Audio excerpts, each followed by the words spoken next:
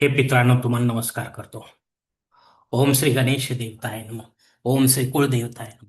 ओम श्री गुरुदेवताय नमः. ओम सर्व श्री इष्टलिंग देवताय नमो नमः. शिवशानात मित्रांनो, मी कडप्पा परत एकदा आपल्या समोर हजर आहे.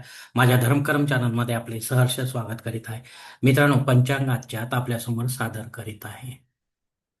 मित्रांनो, आज शनिवार दिनांक 15 ऑगस्ट 2026, शालिवान शके 1948, संवत्सर पराभव, आयन दक्षिण, ऋतू वर्षा, मास श्रावण, पक्ष शुक्ल, तिथी मित्रांनो आजची तृतीया तिथी आहे. सायंकाळी 5:29 चतुर्थी तिथीला सुरुवात होईल. वार शनिवार आहे. नक्षत्र मित्रांनो उत्तरा फाल्गुनी नक्षत्र आहे. उद्या पहाटे 3:26 हस्त नक्षत्राला सुरुवात होईल. योग मित्रांनो शिवयोग आहे. सकाळी 7:09 सिद्ध योगाला सुरुवात होईल आणि उद्या पहाटे 5:21 साध्य योगाला सुरुवात होईल. करण मित्रांनो गरज करण आहे. सायंकाळी 5:29 वनिस्कंदाला सुरुवात होईल. उद्या पहाटे 5:06 विष्टिकरणाला सुरुवात होईल. मित्रांनो, प्रमुख ग्रहांची राशी स्थिती पहाटे 5:30 वाजता अशी असणार आहे. सूर्य कर्क राशीत असेल, गुरु देखील कर्क राशीत, चंद्र सिंह राशीत, तर शनिदेव मीन राशीत असणार आहे. मित्रांनो, सध्या चंद्र राशीनुसार कुंभ, मीन व मेष या 3 राशींना साडेसाती सुरू आहे. या राशींच्या जातकांना साडेसातीचा त्रास होत असेल तर त्यांनी कृपया आपल्या जवळच्या ज्योतिषाकडे जावे आणि आपल्या जन्मकुंडलीमध्ये शनिदेवतेची पोझिशन तपासून पाहावी. ती जर अशुभ स्थितीत असेल तर नक्कीच आपल्याला शनिदेवतेची धार्मिक सेवा करावी लागणार आहे. अन्यथा अशी सेवा करण्याची गरज राहणार नाही. मुंबई भागातील सूर्योदय असते याप्रमाणे: सूर्योदय सकाळी 6:21 असेल तर सूर्यास्त सायंकाळी 7:05 असणार आहे. मित्रांनो, गोचर ग्रहांची सद्यस्थिती सुद्धा जाणून घेऊया. वक्री ग्रहांमध्ये सध्या शनी ग्रह हा 26 जुलैपासून वक्री झालेला आहे. तर असा वक्री शनी आपल्याला गोचरीने काय फळ देईल हे देखील ज्योतिषी आपल्याला समजावून सांगतील. मित्रांनो, या पंचांगाच्या आधारे आपण आता आजच्या पूजेसाठी लागणारा संकल्प सोडणार आहोत. तेव्हा आपण आपल्या उजव्या हाताच्या तळहातावर एक पळी पाणी, थोडे अक्षत, एक फुल व फुलाची पाकळी घ्या आणि हा छोटासा संकल्प म्हणायला सुरुवात करा.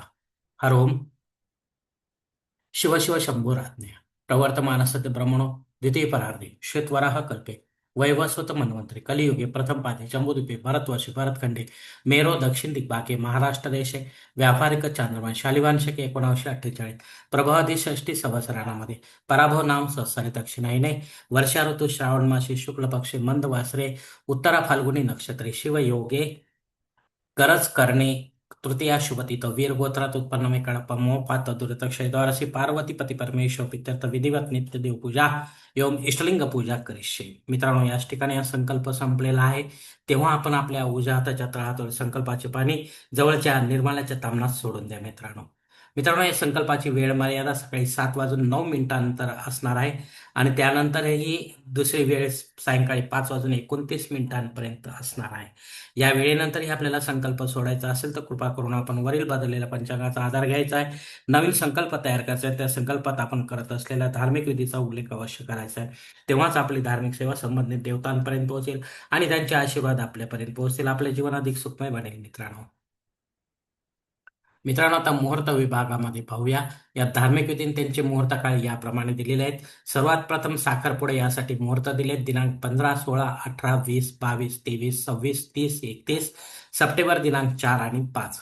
डोहाळ जेवणासाठी मुहूर्त दिलेत दिनांक 16, 20, 23 आणि 26. बारसे करण्यासाठी मुहूर्त दिलेत दिनांक 15, 16, 30 सप्टेंबर दिनांक 8. जावळ काढण्यासाठी मुहूर्त दिलेत दिनांक 26, 27, 28, 31 सप्टेंबर दिनांक 7. गृहप्रवेश करण्यासाठी मुहूर्त दिलेत दिनांक 15, 17, 20, 23, 28, 30 सप्टेंबर दिनांक 4 आणि 7. आता मुहूर्ताच्या दुसऱ्या भागात देखील पाहूया. मित्रांनो, उपनयन करण्यासाठी माघ मासाशिवाय मुहूर्त नाही.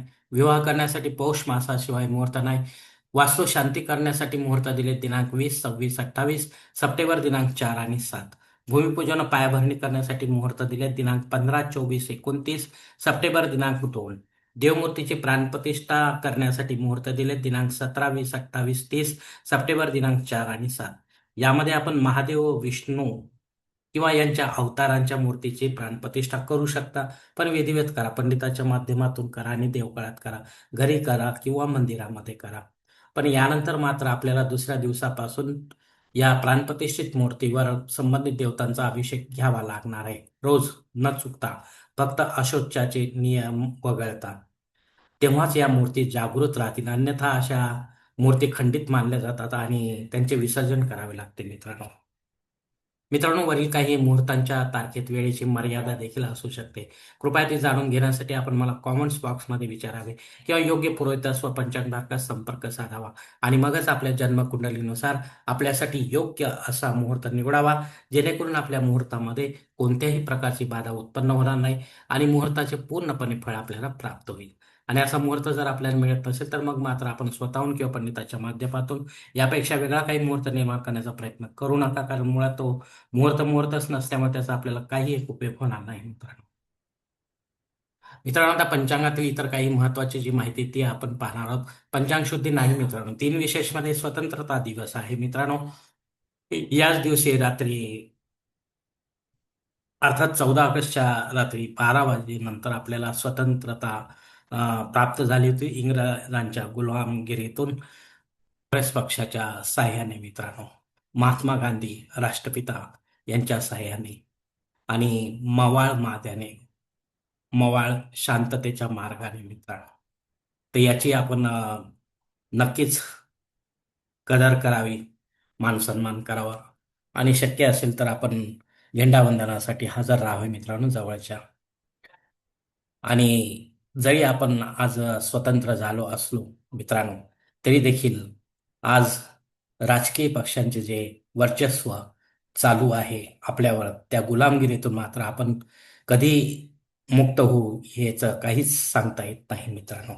कारण हिटलरशाही प्रमाणे एखादा पक्ष आपल्यावर राज्य करत आहे मित्रांनो. तेव्हा अशा राजकीय पक्षाला आपण थारा न देणे किंवा मत न देणे हाच होता उद्देश. पण जवळजवळ अर्धे वय संपून गेले आहे मित्रांनो. अर्धेच वय राजकारणाचे राहिलेले आहे. त्यामुळे गुलामांना, मतदारांना विकत घेतल्याप्रमाणे झालेले आहे. त्यामुळे मतदार काहीच आवाज उठवू शकत नाही, कारण आपण गुलाम झालो आहोत. त्यांनी आपल्याला विकत घेतलेले आहे मित्रांनो. हे लक्षात ठेवता असे होऊ नये मित्रांनो. स्वतंत्रता भारत देश जर आहे, झाला आहे 1947 सालापासून, तो आजही स्वतंत्रच राहायला हवा. प्रत्येक नागरिकाला आपले स्वतंत्र जीवन जगण्याचा अधिकार असावा मित्रांनो, राहायला हवा. तरच आपण त्याला खऱ्या दृष्टीने स्वतंत्रता म्हणू शकतो मित्रांनो. मित्रांनो, दर शनिवारी नरसिंह, शनी, मारुती, पिंपळ, वृक्ष यांचे पूजन करावे असे सांगितले आहे श्रावण मासामध्ये. हे आपल्याला शक्य असेल तर आपण अवश्य करावे. पण एकोदेव भव जर आपला मार्ग असेल तर करण्याची काही गरज राहणार नाही, करू नये मित्रांनो. हे कर्मकांड आहे. आपल्याला कर्मकांडाने सुख प्राप्त करायचे की ईश्वर प्राप्त करायचे हे आपण ठरवायचे आहे मित्रांनो. तृतीया श्राद्ध कर्म आहे मित्रांनो. या तिथीवर आपल्याशी संबंधित कोणी नात्यांमध्ये आपल्याला सोडून परलोकात निघून गेले असेल तर त्यांच्या नावाने पिंडदान युक्त किंवा पिंडदान रहित असे श्राद्ध कर्म करणे गरजेचे आहे.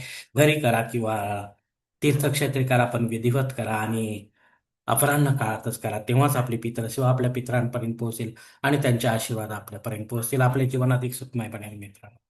मित्रांनो, रात्री उद्या पहाटे 3:26 मृत्यू आणि यमघंट योगाला सुरुवात होत आहे.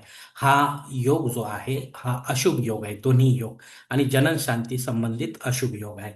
तर या बाळांचा जे काही जन्म होईल या वेळेनंतर त्यांची जनन शांती आपल्याला 12व्या दिवशी त्यांच्या निवासस्थानी विधिवत पंडिताच्या माध्यमातून करायची आहे. अन्यथा पुढे जाऊन आपल्याला मुहूर्त काढावा लागतो आणि पंचांग बदलले की आपण सर्वजण विसरून जातो.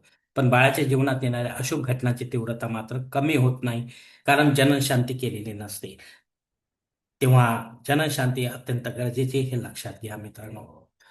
मित्रांनो, उद्या पहाटे 5:06 भद्रा योगाला सुरू होत आहे. हा भद्रा योग राहूच्या अंडर असल्यामुळे हा अशुभ काळ आहे. तेव्हा शक्यतो आपण महत्वाची किंवा विशेष कामे न करता रेग्युलर कामे करा, जेणेकरून आपल्या कामांमध्ये कुठल्याही प्रकारचा अ, अडथळा येणार नाही, अ, अपयश येणार नाही मित्रांनो. अग्नी पृथ्वीवर हजर आहे, त्यामुळे आपल्याला नव्याने काही होम, यज्ञ, कर्मकांड छोटे किंवा मोठे सुरू करायचे असेल तर अवश्य सुरू करू शकता. पण पुढे जाऊन ते बंद पडू नये याची काळजी मात्र घ्या मित्रांनो. राहू काळ सकाळी 9 ते 10:30 वाजेपर्यंत आहे. या दीड तासाच्या काळात राहू अत्यंत प्रभावी असल्यामुळे आपण शक्यतो या काळामध्ये रेग्युलर कामेच करा. विशेष किंवा महत्त्वाची कामे करू नका हे पुन्हा सांगत आहे मित्रांनो. अन्यथा आपल्या कामात अपयश आपल्याला येण्याची शक्यता राहणार आहे. धन्यवाद मित्रांनो. आजचा हा पंचांगासंबंधीचा व्हिडिओ मी याच ठिकाणी संपवत आहे. आपण जर माझ्या मताशी सहमत असाल तर कृपया माझे धर्म करम चॅनल सबस्क्राईब करा, लाईक करा, आपले कुटुंब मित्रपरिवाराशी शेअर करा. तसेच कॉमेंट्स बॉक्समध्ये आपली मत अवश्य नोंदवा आणि माझा पुढील व्हिडिओ आपल्यापर्यंत पोहोचण्यासाठी बेल बटन अवश्य दाबा. मित्रांनो, उद्याच्या 15 ऑगस्ट निमित्त किंवा स्वतंत्रता दिवसानिमित्त आपणा सर्वांना हार्दिक शुभेच्छा मित्रांनो. आपला दिवस अत्यंत चांगला आणि आनंदाचा, उत्साहाचा, यशाचा जावो मित्रांनो. हीच शिवचरणी प्रार्थना मित्रांनो. धन्यवाद मित्रांनो. हरिओम शिवा महादेव.